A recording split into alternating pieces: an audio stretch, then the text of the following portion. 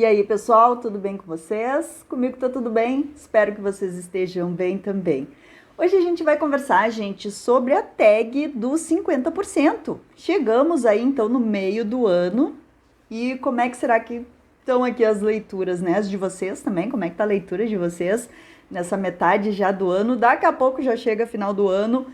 Então eu resolvi gravar, né, pessoal? Assim, eu ia deixar para o final de junho, porque a gente geralmente faz um vídeo lá em final de dezembro, né, com um balanço do ano todo, né, de como que foram as leituras do ano e tal.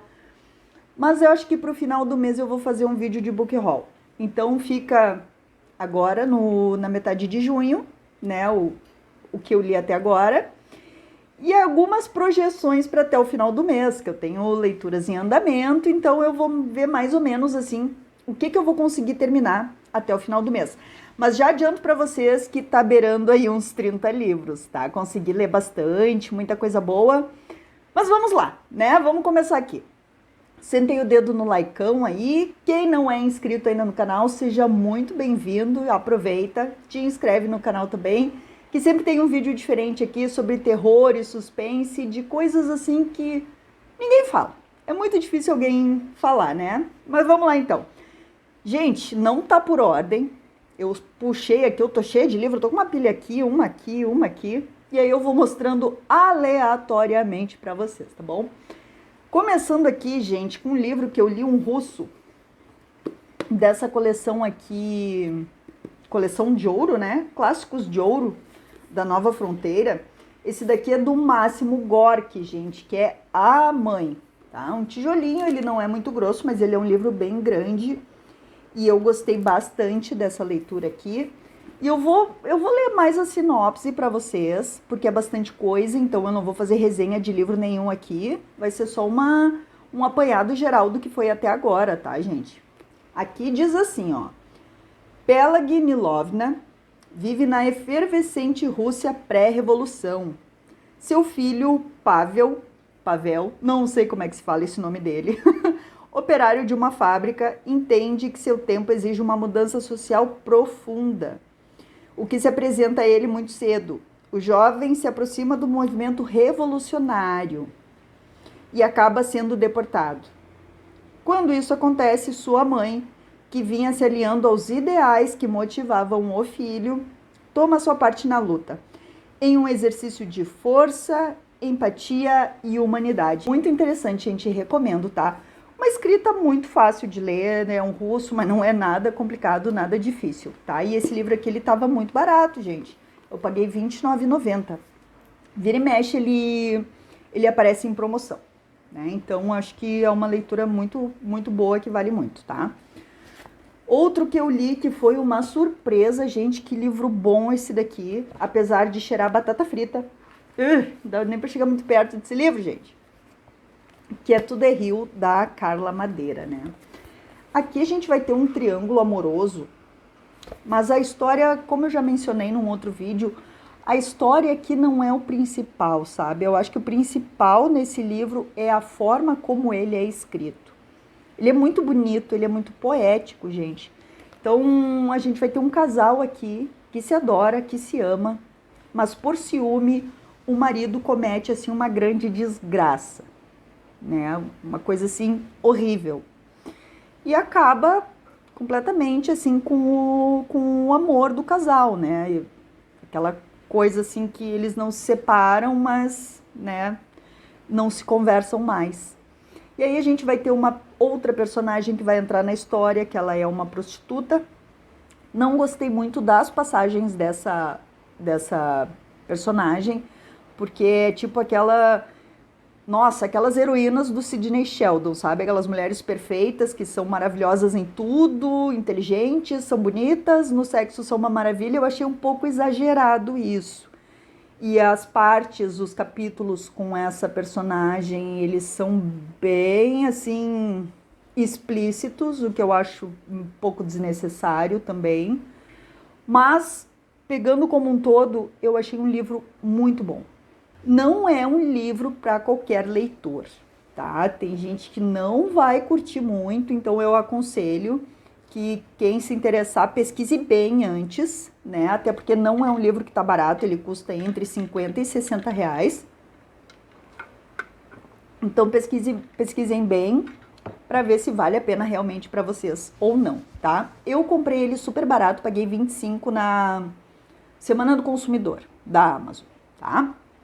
Aí outro que eu li também que eu gostei muito e me fez pensar que o pouco que a gente faz, como é pouco comparado à vida de outras pessoas que realmente se dedicam a ajudar os outros, que fazem isso uma causa da vida, assim, um objetivo, uma razão de viver, que é ajudar os outros. E eu tô falando desse livro aqui da Isabel Salomão. Ela é uma das grandes espíritas, médiums do Brasil, gente. Que é esse livro aqui que eu achei muito bonita, essa capa aqui, eu gostei de verdade. Que é da Daniela Arbex, ela é uma jornalista premiada, ela fez aquele outro livro bem conhecido, que eu não tenho coragem de ler aquele livro, que é Todo Dia, a Mesma Noite. Eu acho o título muito bacana, que é sobre a Boate Kiss, né, gente? Então, esse outro livro dela fez muito sucesso, ela tem vários livros publicados, e um deles é esse daqui. E eu gostei muito, é a vida, então, dessa senhora Isabel Salomão. Gente, ela tá com 100 anos, tá? E ela tá viva e parece que tem uns 70. Eles têm um canal no YouTube que é a Casa do Caminho, que é um centro espírita. Que a Isabel, né, durante os anos, aí ao longo desses 100 anos, né, de vida, ela construiu. E, gente, que história incrível dessa mulher aqui. A carinha dela aqui, 100 anos, gente, ela tá com essa cara aqui, 100 anos, falando bem e tudo. Então, a gente vai ter aqui, desde mocinha, tipo dos 12 anos de idade, ela é descendente de libaneses. Então, eles aqui no Brasil, vai falar da história muito bem pesquisado, documentado pela Daniela. Então, ela vai falar que com 14 anos, a Isabel, lá no fim do mundo, lá numa cidadezinha pequenininha, acho que em Minas Gerais, não tenho certeza, tá, gente? Agora esqueci.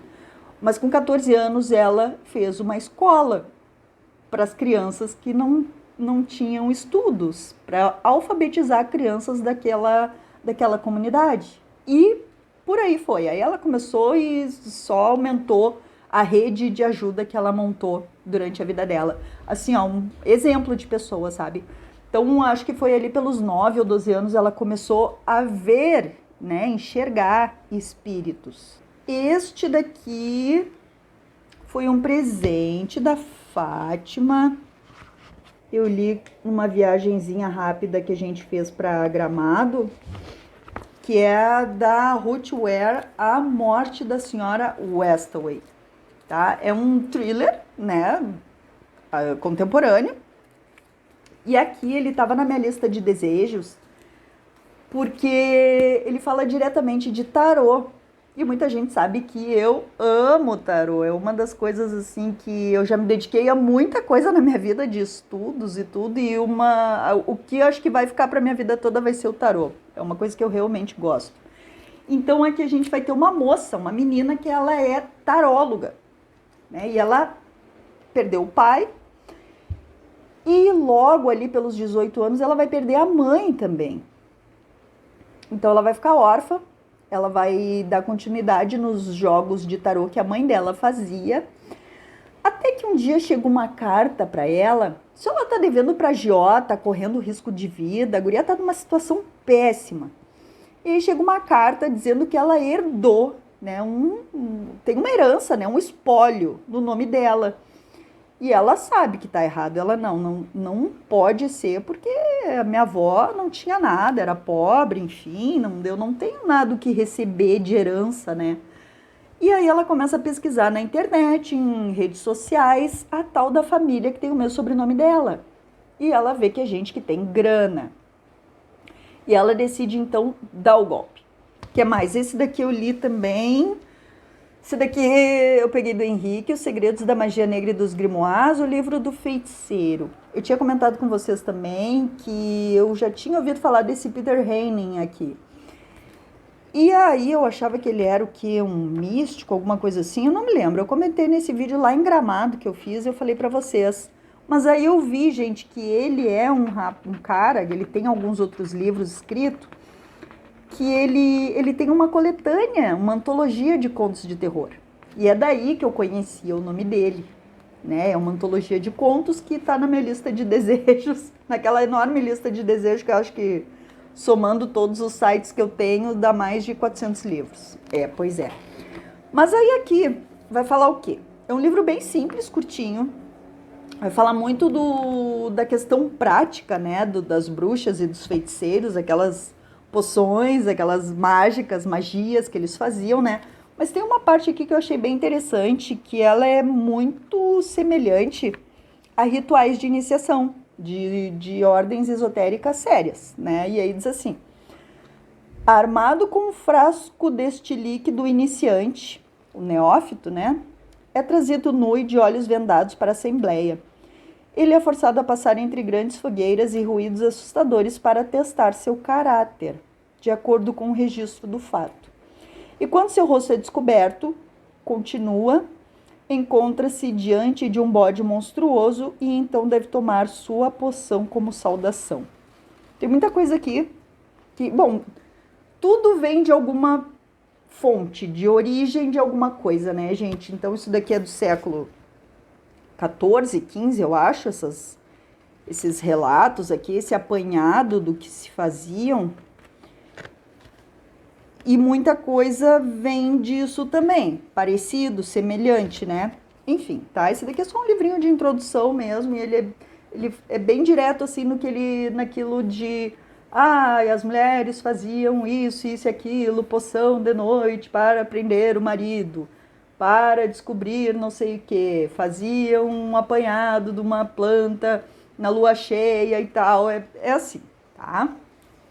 E aí eu li também esse daqui, 1000 Anos Passados, do Spencer Lewis, que foi um grande imperator, né, da Rosa Cruz, né, ele é bem conhecido, ele tem muitos livros escritos, que é 1000 Anos Passados, né, então esse livro aqui, ele é meio que um romance, que vai ser um cara que ele é um homem comum e normal, que tá mais preocupado com o seu trabalho, com o seu ganha-pão, ele mora com a mãe dele, até que um dia, na sala dele, no escritório, ele olha para um quadro,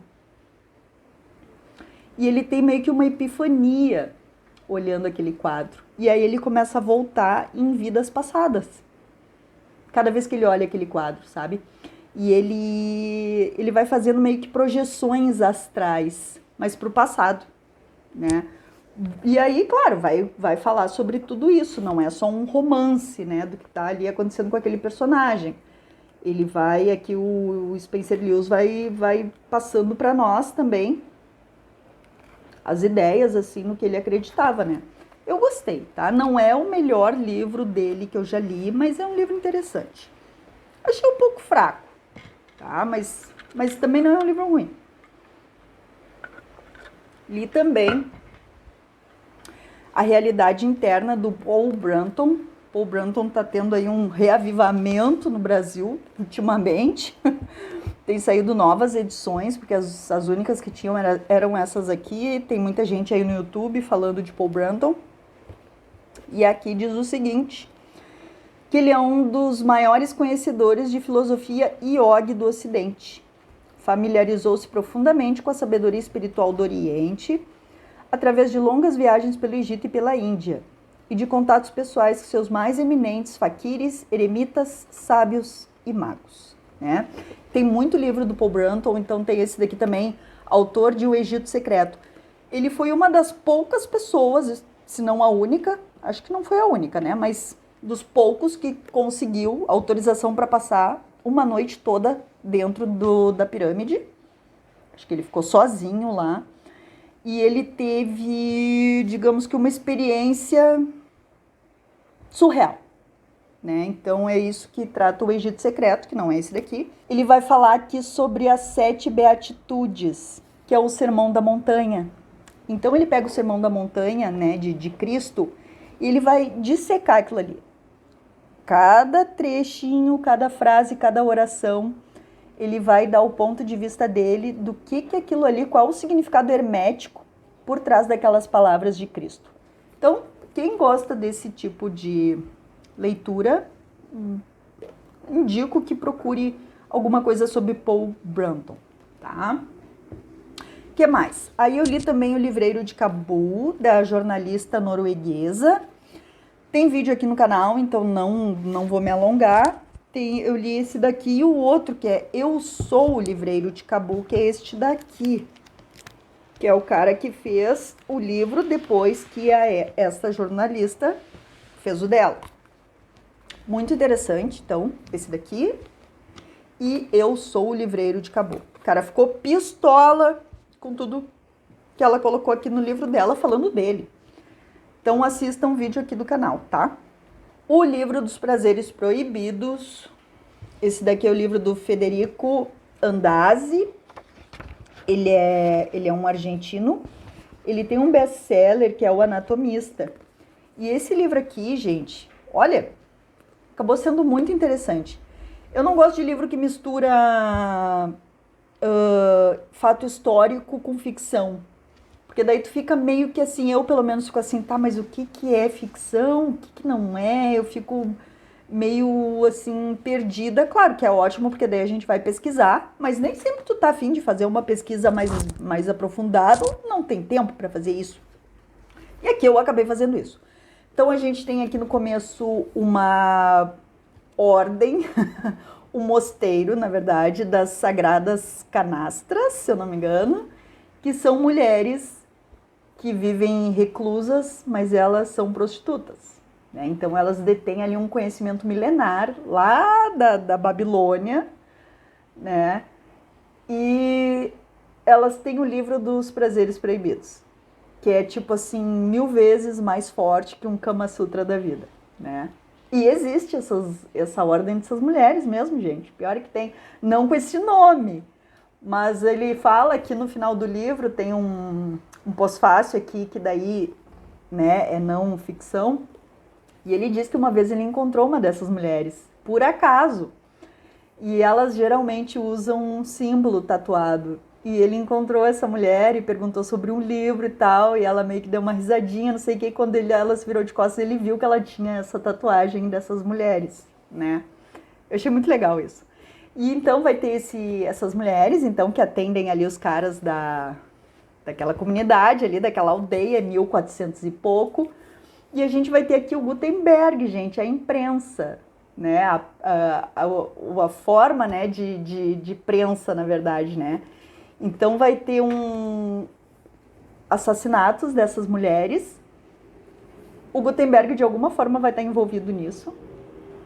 Eu só achei, assim, que ele podia ter ido mais pro lado, assim, da trama de suspense dessas mulheres mortas, assassinadas, mas ele explica muito como foi o processo da prensa do Gutenberg, como foi descoberto, como ele fez, os outros caras que estavam envolvidos, e eles acabam indo parar no Tribunal da Inquisição. Por quê? Acharam um livro copiado por essa prensa dele, que era exatamente igual um livro que um cardeal copiou à mão. E aí eles começaram a dizer que só podia ser coisa do diabo. Ninguém sabia da existência dessa impressora dele, né? Então começaram a dizer que uma pessoa que copiou um livro tão igualzinho do outro, nos seus mínimos detalhes, só podia ser coisa do demônio. E aí ele foi parar no Tribunal de Inquisição, então. E aí eu fui pesquisar, claro, aí fiquei sabendo mais sobre a história do Gutenberg, que é bem interessante. Então gostei do livro, tá? É bem legal, tem muito fato aqui que realmente é verdade, gente. Tipo, ele não foi reconhecido como o criador, né, da prensa, né? Muitos anos depois que ele teve esse reconhecimento, ele teve parte ali com 2 outros caras, um era um banqueiro e um era um copista. Então, eles acabaram ficando com o equipamento que o Gutenberg montou, enfim, tá? É um livro muito interessante, eu paguei ele bem baratinho, gente, paguei R$ 9,90 só. O que mais? Li esse daqui, gente, durante a enchente eu não estava conseguindo ler nada, por causa da ansiedade, né? Tava preocupada, tava ansiosa, tava com a minha família aqui em casa, então eu não tava conseguindo me dedicar a leitura nenhuma. Aí um um livro eu consegui ler, que foi este daqui, Um Mundo Desconhecido, com essa capa muito legal aqui. E esse livro, gente, ele é de um romancista alemão, que é um Heinz Konzalik, tá? E aí eu fui dar uma olhadinha, e esse cara aqui, gente, ele foi o escritor alemão mais popular do pós-guerra. Ele tem muito livro. Se vocês entrarem na estante virtual e colocarem o nome dele, vai aparecer muito livro. Eu já salvei outros para comprar. Então ele tem muita coisa publicada mesmo. Muito interessante. E aqui é a história de uma moça que herda uma grande empresa do pai. E os tios ali, o tio, né, trabalha junto, só que o tio é um inútil, né, só torra o dinheiro e tudo. E então esse pai dela morre e deixa para ela a herança, como dona do grande império que o pai construiu. E esse tio vai fazer de tudo para tirar ela da jogada e ele ficar como dono de tudo. Então o que ele vai fazer? Ele vai conseguir forjar um monte de diagnóstico e vai mandar ela para um hospício. Ela vai ser internada como louca. E aí o tio eles conseguem interditar ela, na verdade, né? O tio e outra tia dela também. Então ele começa a responder por tudo. Ele que vira o dono praticamente de todo o legado do pai dela. Mas ela tem um namorado que vai fazer de tudo para tirar ela de lá. Então é um suspense bem bacana, legalzinho assim, não é um grande livro, né, gente? Mas foi o que eu consegui ler durante essa enchente, mais um outro aqui que eu vou mostrar para vocês também, tá? Da Mary Stewart. Ela nasceu em 1916 e faleceu em 2014, gente, com quase 100 anos. Olha só que linda essa capa aqui, pessoal. Muito legal, né? E ela, gente, que foi a criadora do gênero romance de mistério, né? Porque tinha um romance...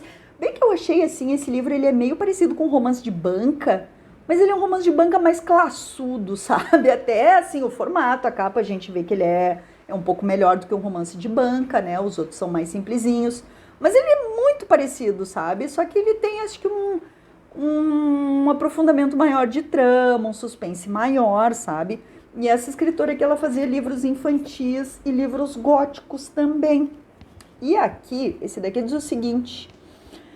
Ainda é possível ver bruxarias e executarem-se estranhos ritos de feiticeiros neste século supercivilizado em que o homem vai conquistando espaço e os veículos de comunicação põem em poucos livros o mundo inteiro ao nosso alcance?